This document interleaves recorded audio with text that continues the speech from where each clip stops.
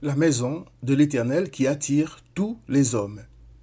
Il est écrit, il arrivera dans la suite des temps que la montagne de la maison de l'Éternel sera fondée sur le sommet des montagnes, qu'elle s'élèvera par-dessus les collines et que toutes les nations y afflueront. Ésaïe 2, verset 2. Beaucoup disent que ces temps dont le prophète parle sont encore dans un futur lointain. Ils pensent à un très beau temple qui va être bâti sur une montagne très haute, un temple dans lequel le monde entier viendra adorer l'Éternel. Je le croyais, moi aussi. Or, Christ a dit, mais l'heure vient, et elle est déjà venue, où les vrais adorateurs adoreront le Père en esprit et en vérité. Jean 4, 23. Je sais aujourd'hui que cette maison de l'Éternel qui attire tous les hommes, c'est Christ.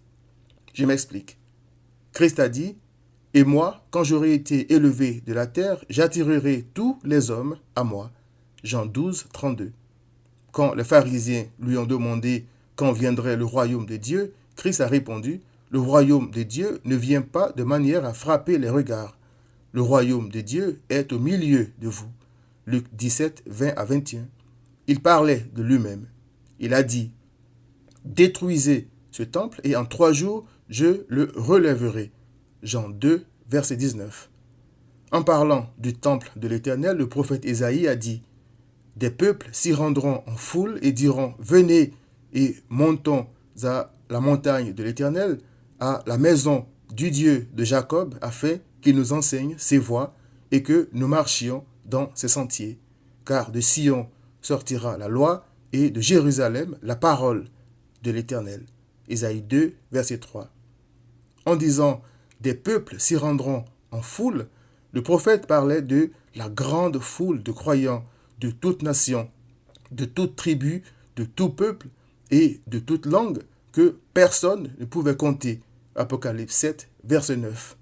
C'est de cette foule que Christ a parlé en disant « Et moi, quand j'aurai été élevé de la terre, j'attirerai tous les hommes à moi. » Jean 12, 32.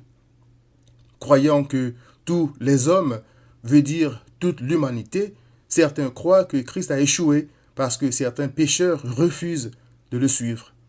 Or, aux incrédules, Christ a dit, « Mais vous ne croyez pas parce que vous n'êtes pas de mes brebis. » Jean 10, 26. Qui a donc échoué dans son plan de sabotage? Le prophète a dit, « Il sera le juge des nations, l'arbitre d'un grand nombre de peuples. De leurs glaives, ils forgeront des oyaux et de leurs lances, des serpes. Une nation ne tirera plus l'épée contre une autre, et l'on n'apprendra plus la guerre. » Isaïe 2, verset 4. Aujourd'hui, dans ce monde, les brebis de Christ, les vrais, s'aiment et se pardonnent réciproquement comme Christ les a pardonnés. Colossiens 3, verset 13. Ainsi, Christ a mis fin à la haine et à la guerre dans son royaume. Je m'attendais à voir la paix dans le monde entier. Or, Christ n'a pas prié pour le monde, mais uniquement pour ceux que son Père lui a donnés. C'est pour eux que je prie, a dit Christ. Je ne prie pas pour le monde, mais pour ceux que tu m'as donnés, parce qu'ils sont à toi.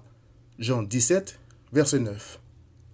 Les moqueurs qui disent « Où est la promesse de son avènement ?»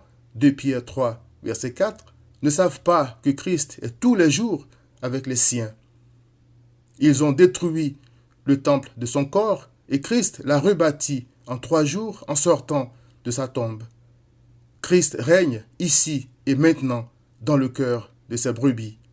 Viens à Christ.